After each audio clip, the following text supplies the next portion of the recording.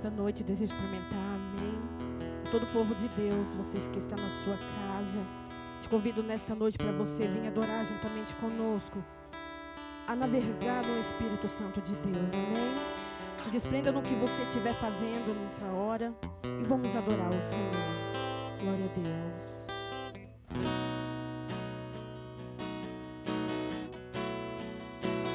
Eu navegarei no oceano do Espírito e ali adorarei ao Deus do meu amor.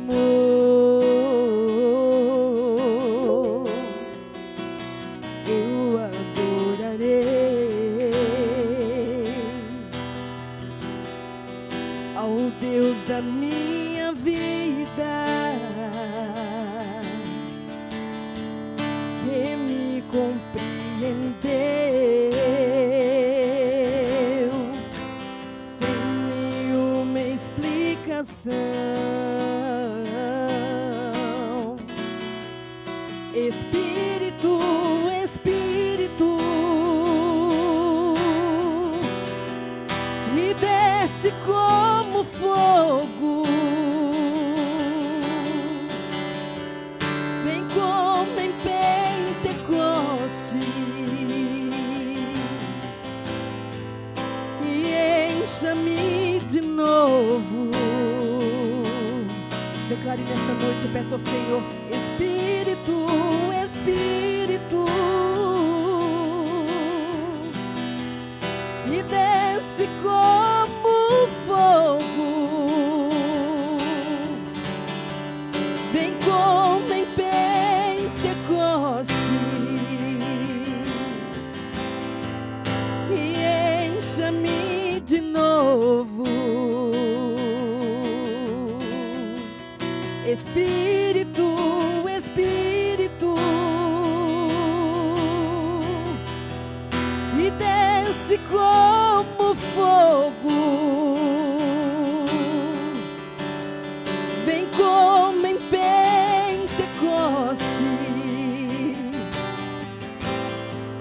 e encha-me de novo. Eu navegarei.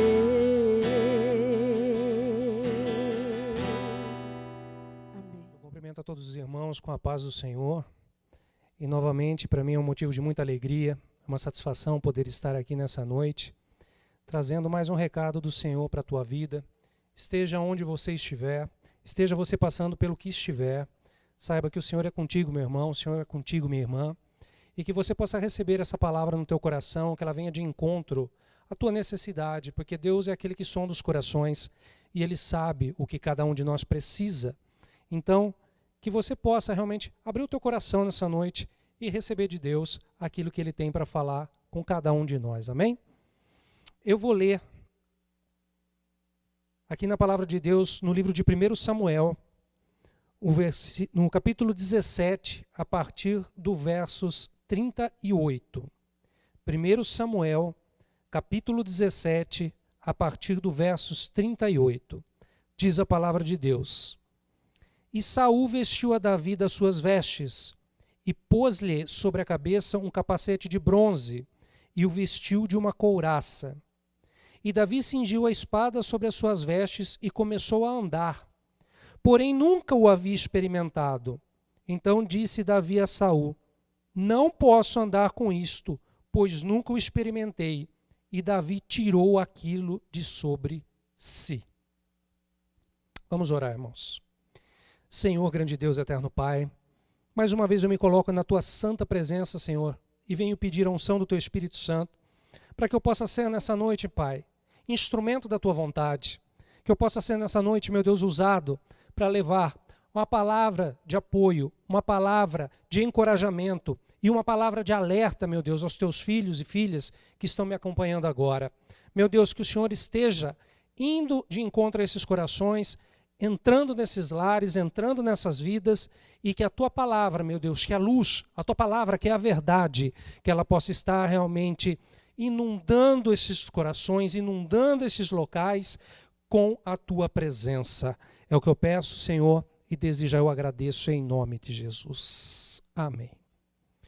Irmãos, só para contextualizar essa passagem, para quem esqueceu, para quem nunca leu, o exército de Israel estava em guerra com os filisteus. Só para variar, eles estavam em guerra.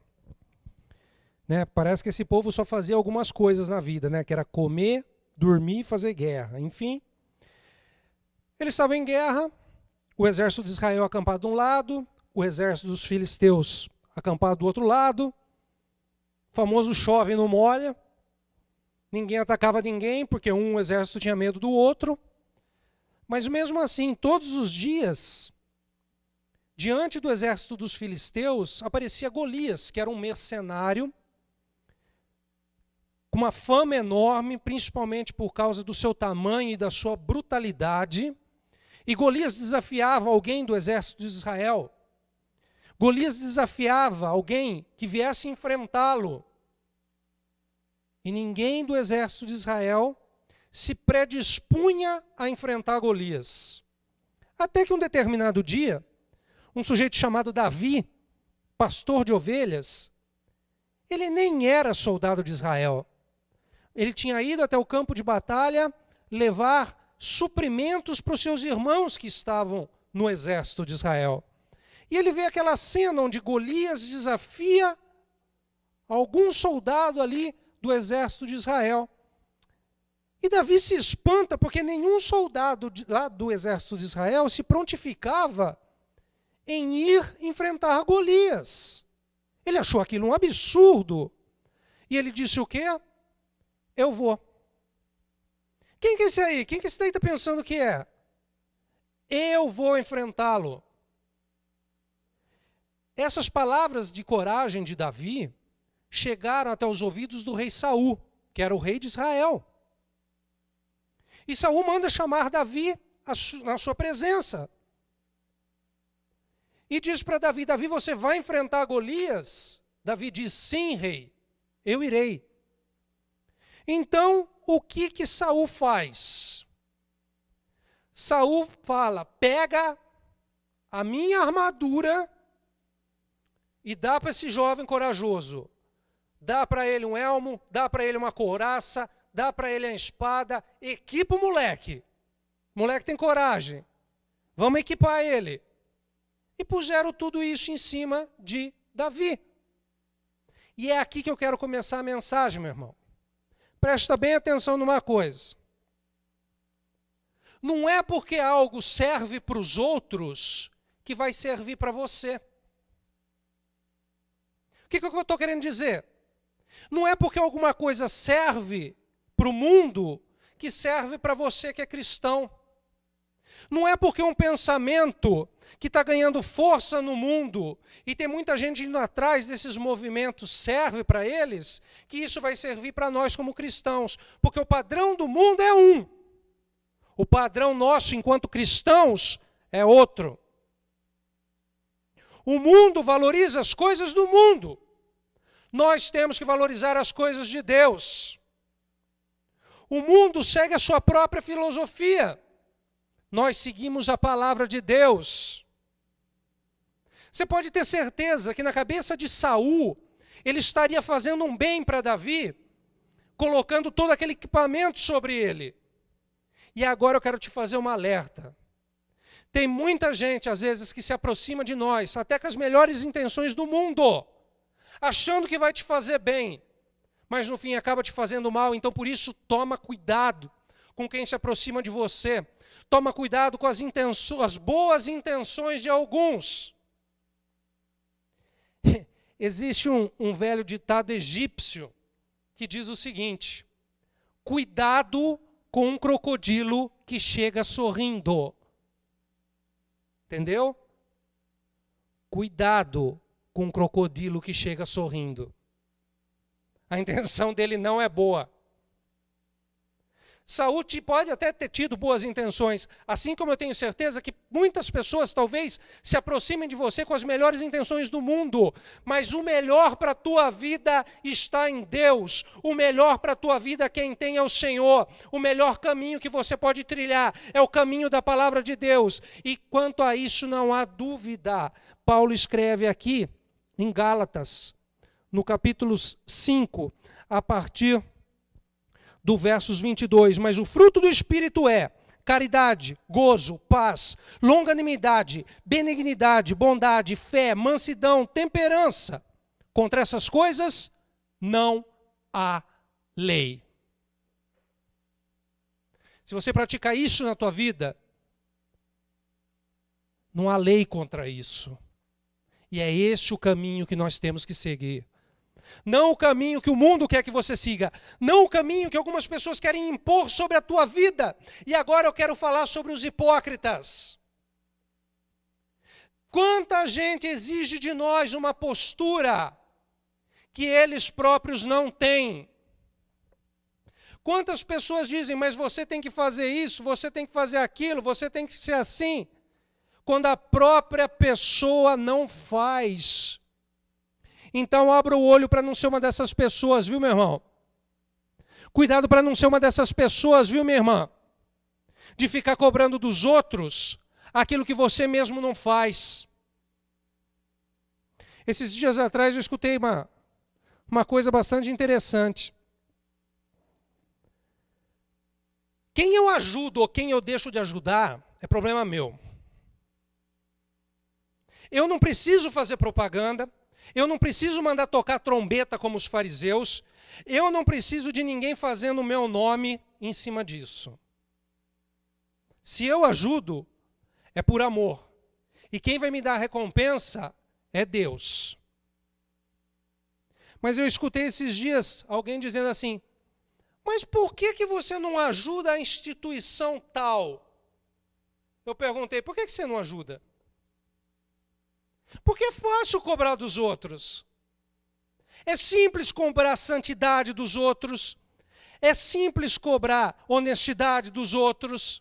É simples cobrar ter um coração aberto para se doar para os outros. Por que você não começa a fazer isso? O nosso padrão é determinado por Deus. E agora, eu vou falar não com as ovelhas, mas eu vou falar com os ministros. Eu não sei que título você tem aí na tua igreja.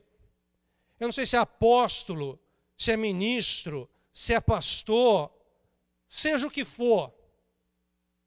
A igreja, ela tem que ser governada por Deus. A igreja não é uma democracia.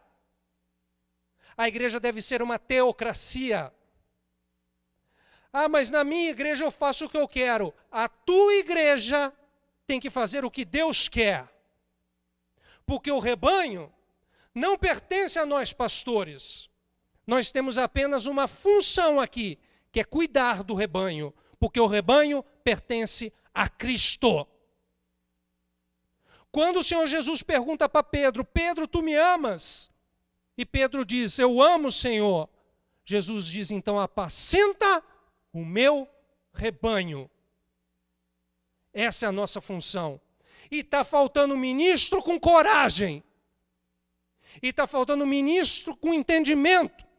Para saber que ele é responsável pelo rebanho, mas o rebanho não é dele. E a vontade dele não pode ficar sobre a vontade de Deus. Nós temos que estar sujeitos à vontade de Deus e não à nossa própria vontade. Saul tinha a melhor das intenções, mas ele não estava sendo guiado por Deus. E ele queria colocar aquele monte de coisa em cima de Davi. Aí eu vou entrar numa outra coisa, que é a questão do que o mundo quer que a gente carregue. Já percebeu a quantidade de coisa que o mundo exige de nós? Que vai pondo nas nossas costas, e vai pondo nas nossas costas, e vai pondo... Daqui a pouco você não consegue nem se mexer, do jeito que Davi estava. Não conseguia mais nem se mexer, coitado do moleque. Com tanta tralha que ele estava carregando. Muita gente está assim, está cansado porque permitiu que o mundo fosse colocando coisas e mais coisas e mais coisas e mais coisas, e a pessoa foi pegando, pegando, pegando. Daqui a pouco sabe o que vai acontecer? Daqui a pouco você não tem mais certeza de nada. Porque você permitiu que a dúvida do mundo, você permitiu que essa dúvida corroesse a tua fé, você permitiu que essa dúvida causasse confusão no teu coração, e daqui a pouco você não sabe mais no que acreditar. Não estou dizendo que você não possa pensar. Pensar você deve. O que você não pode permitir é que a dúvida que vem do mundo corroa a fé que está no teu coração, na fé que já existe aí dentro da tua vida, na fé pura e verdadeira que vem da palavra de Deus.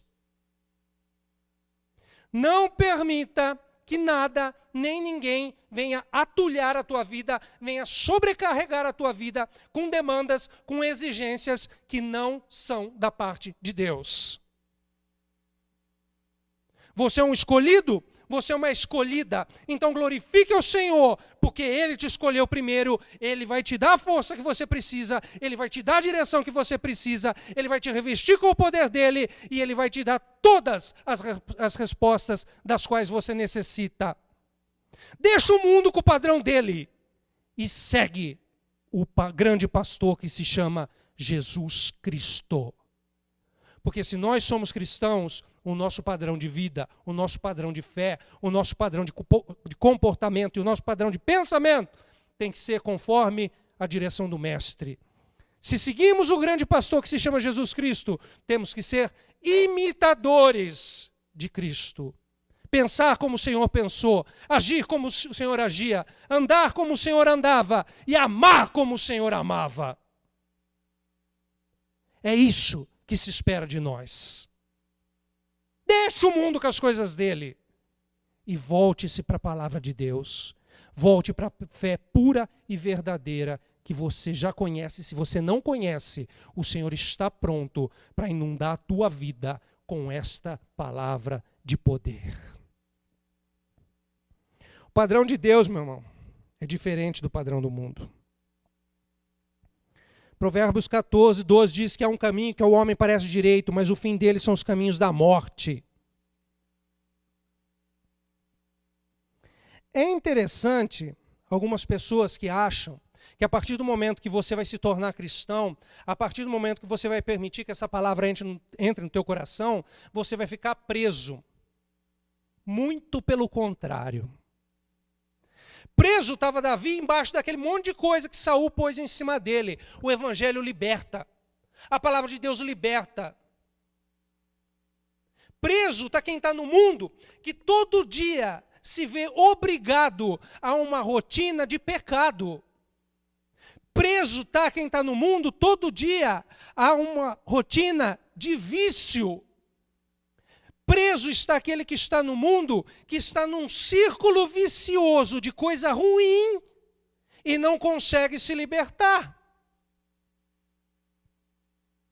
Tem uma frase de um filósofo chamado Friedrich Nietzsche, num ensaio que ele escreveu que chama Humano, Demasiado Humano. Você encontra na internet. Eu não vou misturar religião com filosofia aqui, que não vai dar muito certo e eu precisaria de muito tempo. Mas tem uma frase que ele escreveu nesse ensaio, Humano, Demasiado Humano, que eu acho extremamente interessante. Ele escreveu o seguinte: a vantagem da memória fraca é que podemos nos divertir várias vezes fazendo sempre a mesma coisa, achando que é a primeira vez.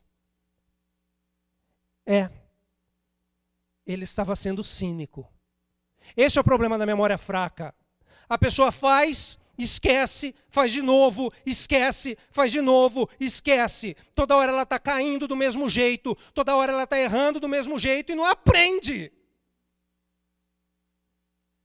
Está num círculo de erro e queda, e se machucando, e buscando, mas sempre do mesmo jeito. Uma das melhores definições que eu já vi sobre loucura até hoje, uma das melhores definições é a seguinte: é a pessoa fazer todo dia uma receita de bolo de fubá e esperar que vai sair um bolo de chocolate.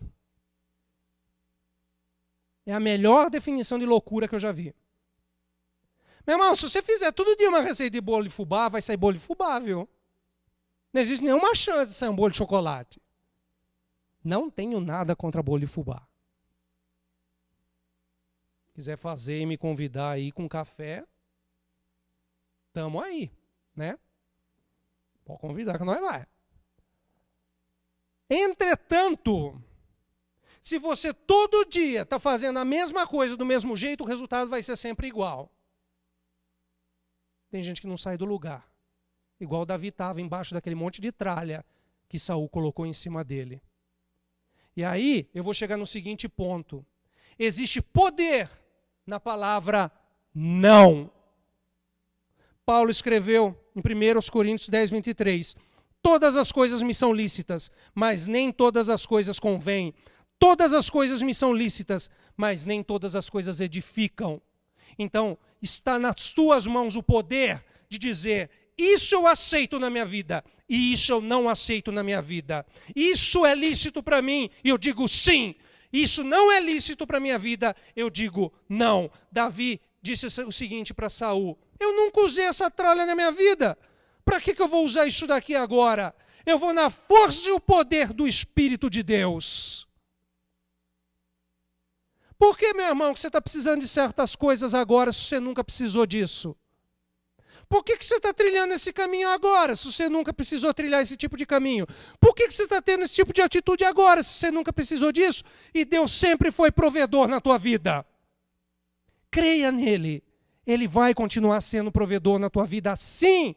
A fase é difícil, mas você não precisa ficar carregando esse monte de tralha nas suas costas não, viu? O que Davi fez com aquele monte de coisa que Saul colocou sobre ele? Falou, tira isso de mim.